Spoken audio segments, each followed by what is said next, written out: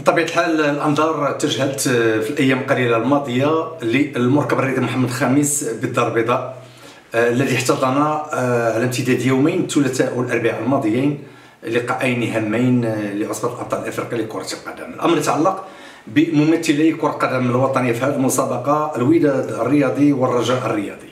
يوم الثلاثاء الماضي أو يوم الأربعاء الماضي عفوا، فريق الوداد الرياضي أجرى مقابلة هامة، مقابلة إياب دور 32 لعصبة الأبطال الأفريقية لكرة القدم أمام فريق ستاد المالي. المقابلة الذهاب بباماكو انتهت بعد الفريق المالي ب2-0. في هذه المقابلة طرحت على استفهام كبيرة. أولا العائق الأول كان أمام اللاعبين هي أرضية المركب الرياضي محمد الخامس بالدار البيضاء التي تضررت كثيرا، خصوصا في لقاء الرجاء الرياضي أمام فريق تونغيت السنغالي، وغادي سأفرد لذلك حلقة تتحدث عن هذه المقابلة. قلت أرضية الملعب الرياضي المركب الرياضي محمد الخامس بالدار البيضاء تأثرت كثيرا بالأمطار القوية جدا، أمطار الخيل التي تهطلت على بلادنا، وتطرح علامة استفهام كبيرة إلى متى. وهذا الإشكال يخص أرضية الملعب، واحد من أشهر الملاعب الكروية الصعيد الوطني والإفريقي المركب الرياضي محمد الخامس بالدار البيضاء، إلى متى وهذه الأرضية تتضرر كلما تساقطت الأمطار بشكل كبير. على أي مجهودات كبيره بذلت لتكون ارضيه الملعب في متناول اللاعبين، وعلى الاقل تتدحرج الكره. وبالفعل برغم انها ارضيه يمكن نقول في هذه المقابله بين الوداد وستاد المالي كانت متوسطه الجوده، انما هذا حفز اللاعبين الوداديين باش يبذلوا مجهودات كبيره في هذا اللقاء امام ستاد المالي، وقدموا مباراه كبيره ونهوها ب3-0. مباراة الذهاب للأمانة في باماكو الوداد كان بعيد كل بعد على مستوى المعهود، إنما في هذه مباراة الإياب المدرب البنزرتي استجمع قواه وأدخل مجموعة مترصد صفوف، مجموعة تحت رغبة كبيرة لتحقيق الفوز. بالمناسبة الوداد بطبيعة الحال يتأهل بعد فوزه في هذه المقابلة، يتأهل للمرة السادسة على التوالي لدور المجموعات. في استاد النسخ الأخيرة فاز بلقب تاريخي في 2017 أمام الأهلي، لعب وصيف امام الترجي ومشى 4 ديال المرات لدور نصف النهائي، واصبح شبح ورقم مهم في معادله عصبة الابطال الافريقيه لكره القدم منذ نشأته حتى الان. في هذه مقابله العوده بطبيعه الحال طرحت علامات استفهام كبيره، والوداد اللي انتدب واحد مجموعه من اللاعبين وغادره اخرون، وبالتالي جعل الجمهور الودادي والمغربي عامه يطرح التساؤل ماذا سيفعل البنزرتي ليمزج بين القدامى والوافدين الجدد. في هذه المقابله وضع ثقته الكامله في حارس ساكناوتي. في الدفاع في الممر الايمن هناك العملود، الممر الايسر عطيه الله، في لاكس سنترال هناك ابو الفتح هو العائد الداري الغائب لعده اشهر. في خط الوسط كان هناك السعيدي القيدوم الى جانب جبران ووليد الكرتي. في الخط الامامي هناك الكعبي القناص، وكجناحين هناك مؤيد اللافي اللاعب المتميز الليبي، وهناك كذلك مصوفه الهداف السابق للدفاع الحسن الجديدي والدولي التنزاني. في هذه المقابله يمكن نقول بان مصوفه ومؤيد لافي ضخوا واحد الدماء جديده في شرايين فريق الوداد. هذا دفع حتى اللاعبين القدامى ومن ضمنهم الوليد الكرتي باش يرجع من جديد للواجهه. وليد الكرتي قدم واحده من ابرز المقابلات بعدما توارى عن الانظار وتراجع المستوى بشكل مخيف على امتداد تقريبا سنه ونصف. في هذه المقابله بالضبط كل لاعبي الوداد قدموا مباراه كبيره، ولكن نسجل استيقاظه وعوده وليد الكرتي، ونتمنى يمشي في هذه الوتيره بخط التصاعد، لان الوداد في حاجه ماسه لكل اللاعبين. في هذا اللقاء الوداد لعب بضغط عالي، لعب عبر الاجنحه باسلوب سلس، بهاكوهات بين اللاعبين، ما كانش تعقيدات، حتى انه تمكن من السيطره بشكل كبير على المقابله، خصوصا لما افتتح القناص الكعبي هدف جميل جدا داخل مرمى الحارس ديارة، الحارس الدولي المالي. هذا الهدف اللي نهى به الوداد الشوط الاول عطى واحد شحنه كبيره للاعبين، شحنه سيكولوجيه في الوقت المتبقي من المقابله للجوله الثانيه. في الجوله الثانيه مؤيد اللافي غادي يقدم بطاقه اعتماد للجمهور الرياضي انه لاعب قديم، وبالفعل برغم قصر قامته لاعب امكانيات كبيره. الهدف الثاني اللي جاب تمريره عرضيه من الظهير الايسر عطيه الله مسمها المها، كيسجل هدف رائع داخل مرمى الحارس ديارة، وغيضيف هدف ثالث لما تلعب بكل دفاع الفريق ديال ستاد المالي، وغادي يضيف هدف ثالث يزين ذهبا وعطى الاطمئنان ونهى الوداد المقابله ب 3-0، واعطى اشاره قويه بان الوداد تعافت وتعود تدريجيا لمستوى المعهود، على اعتبار هاد ما نقولش مدوره ولكن المكان غيصبح غالي وغالي جدا في الوداد، على اعتبار كثير من اللاعبين كيتسناو دورهم، من ضمنهم العائد اللي غادي يرجع الحسوني، واخرون كينتظروا فرصتهم في الوقت اللي يمكن المدرب التونسي البنزرتي فوزي البنزرتي يمكن يطالب بانتدابات في الميركاتو الشتوي ربما حسب مراكز الخصاص.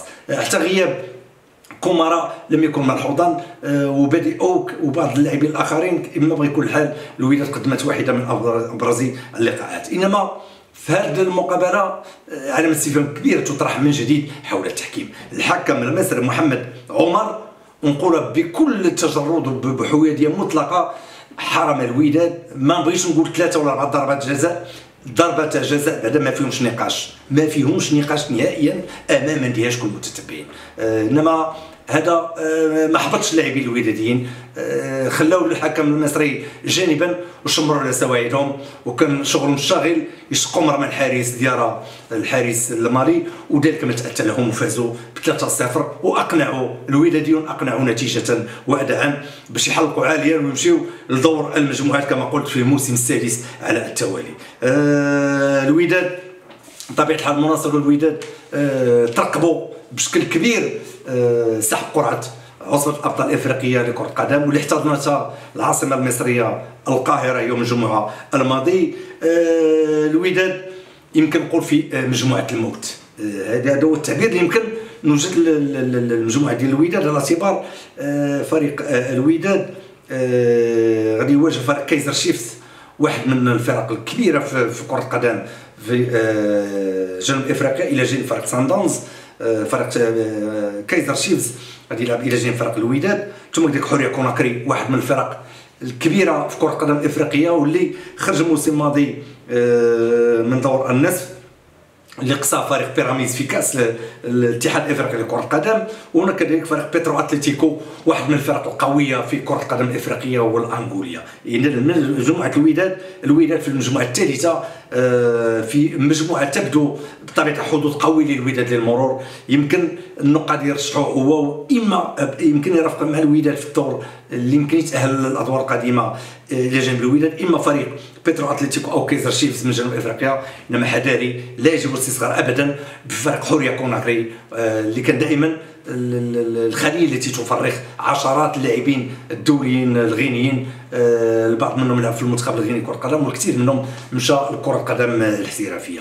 في باقي الادوار بخصوص سحب القرعه، المجموعه القويه جدا هي المجموعه الاولى اللي كتضم فريق الاهلي المصري اللي عنده 5، الاهلي المصري اللي عنده 9 ديال الالقاب في عصبه الابطال الافريقيه لكره القدم. هناك كذلك فريق فيتا كلوب الكونغولي اللي عنده لقب واحد، هناك سيمبا التنزاني وفريق المريخ السوداني. هذه المجموعه الاولى. المجموعه الثانيه هناك الهلال السوداني، مازيمبي الكونغولي، شباب بلوزداد الجزائري، الى جانب فريق سان داونز واحد من الفرق الكبيره في كره القدم الافريقيه وفي جنوب افريقيا. المجموعه الرابعه الزمالك المصري ب5 الالقاب، الترجي التونسي ب4 الالقاب، مولوديه الجزائر بلقب واحد، وفريق تونغيت السنغالي. هذا الفريق الذي خلق يعني يمكن مفاجاه مدويه لما اقصى الرجاء بالضربه الترجيحيه بالمركب رضي محمد خامس 3-1. اذا هذه هي المجموعه الاربع لعصبه الابطال الافريقيه لكره القدم. نذكر من جديد في تاريخ هذه المسابقه الانديه العربيه بطبيعه الحال الملاحظه الاساسيه تواجد اكثر من بلد ممثل بفريقين. هناك الاهلي والزمالك من مصر، الهلال والمريخ من السودان، هناك فيتا كلوب ومازيمبي من كونغو الديمقراطيه، مولوديه الجزائر وشباب بلوزداد من الجزائر. من ضمن الانديه العربيه التي سبق ان توجت في هذه المسابقه نجد اللي عندها 21 لقب من الانديه العربيه في هذه المسابقات عصبه الابطال الافريقيه لكره القدم. نجد هناك الاهلي المصري ب9 الالقاب، الترجي التونسي ب4 الالقاب، الزمالك ب5 القاب، والوداد بلقبين، ومولوديه الجزائر بلقب واحد. بالنسبه للانديه الغير العربيه التي توجت بهذا بالالقاب الافريقيه نجد تي بي مازيمبي ب5 الالقاب من كونغو الديمقراطيه بلقب واحد، سان داونز من جنوب افريقيا، فيتا كلوب من الكونغو الديمقراطيه. هذه نظره عامه بخصوص هذه المسابقه وهي الاغلى على المستوى الافريقي. الوداديون بعد لقبين تاريخيين في 1992 و 2017 18 يتطلعوا للقب الثالث، خصوصا بعد ما خرجوا امام اندهاش متتبعين امام فريق الاهلي المصري، واحد من كبار كره القدم على المستوى العربي والافريقي. يمكن نقول بانه في كره القدم في هذه المسابقه بالضبط يلزم الاستعداد ما يكفي، يمكن حتى المال لوحده لا يكفي، يلزم لاعبين من عيار كبير، مدرب مجرب، وقاعده جماهيريه كبيره. هذه صفات تنطبق على فريق الوداد، وان كان يفتقد للالاف من مناصريه على اعتبار الوينرز وباقي فصائل الوداد المحبه للوداد والجمهور الكبير للوداد في الدار البيضاء وفي قرب الوطن وحتى خارج ارض الوطن، واللي كيشكل واحد الدفعه كبيره للاعبين. وهذا ماشي غير كلامي لوحدي، الكلام لكبار الاخصائيين بان الجماهير الوداديه تبعت يعني تعطي صور رائعه جدا، وشاهدنا في لقاء الريمونتادا وفي لقاءات كثيره لفريق الوداد ماذا صنع الوداديون في المدرجات من تيفوات، من رسومات، من ميساجات، وكانوا في مستوى كبير، وعطاو واحد الصوره جميله جدا عن كره القدم المغربيه وعن الجماهير المغربيه العاشقه والمتيمه بكره القدم. بطبيعه الحال كما قلت الوداد يمكن اقصر رحله عنده الى غتمشي به لمدينه كوناكري في غينيا، انما الرحلات الاخرى بعيده وبعيده جدا، خصوصا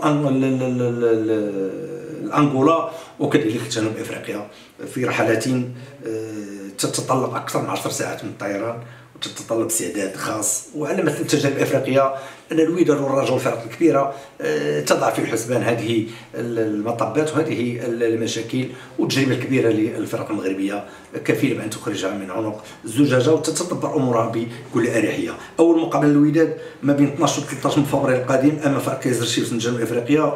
في 23 و 24 من الشهر القادم الوداد يستضيف بيترو اتليتيكو. في 5 أو 6 مارس القادم الوداد يستضيف حوريه كوناكري. من 16 او 17 من الشهر غيمشي الوداد لمدينه كوناكري الغينيه. يوم 2 أو 3 ابريل غادي يمشي جوهانسبورغ يلعب امام شيفز الجنوب افريقي. ويوم 9 و 10 ابريل القادم الوداد سيستضيف بيترو اتليتيكو. رحله او رحلات ستكون بطبيعه الحال مهمه للوداد وفرق الوداد. بطبيعه الحال نتمنى هذا الموسم يوضع نصب عينه النجمه الثالثه، على اعتبار المناصر يتغنون حتى الان بلقبين تاريخيين في هذه المسابقه، ومشات منه نجمه امام فريق الترجي التونسي ولا داعي يرجع للوراء، الجمهور يعرف ذلك جيدا. عنده النجمه ديال 1992 وديال 2017. نتمنى هذا الموسم ان شاء الله يحصل على النجمه الثالثه، ونتمنى ان شاء الله يزيل عنا الله سبحانه وتعالى هذا الوباء كوفيد 19 باش يرجع الدفء. المركب رضا محمد خالد الدار البيضاء اشتقنا كثيرا للحماس في المدرجات وماذا يفعل المناصر في المدرجات، لان كره القدم بكل صدق في كل ربوع العالم بدون جمهور لا تساوي شيء مهما كانت، حتى فريق برشلونه والباير والريال وتشيلسي والمانشستر بدون جمهور او بجمهور ضئيل، وكأني بالمستويات أصبحت في خط واحد وذابت الفوارق. فبذلك حضور الجمهور والحماس كيعطي واحد السحر خاص للمقابلات. كما بكل حال مقابلة الوداد الأخيرة أمام ستاد مالي أعطتنا انطباع بأنه ولو أنه لعب أمام خصم ماشي كبير، ماشي من المستوى الكبار على مستوى افريقيا، ولكن فريق محترم جدا فريق ستاد المالي. انما الطريق باش فريق الوداد والحماس الذي ناقش به اللاعبون المقابله والبحث عن الرسميه واستيقاظه بعض القدماء والحافز الكبير عند الجدد من ضمن المؤيد الله فيهم سوفا وابو الفتح وغيرهم من اللاعبين، هذه كلها مؤشرات بان الوداد تعافت والوداد اخذت تطرق الباب تالق من جديد. اتمنى بان يمشي الفريق لاقصى نقطه ممكنه، ولما لا الفوز بمشيئه الله بعصبه الابطال الافريقيه لكره القدم للموسم الحالي. اتمنى كل التوفيق للاسره الوداديه. الى اللقاء.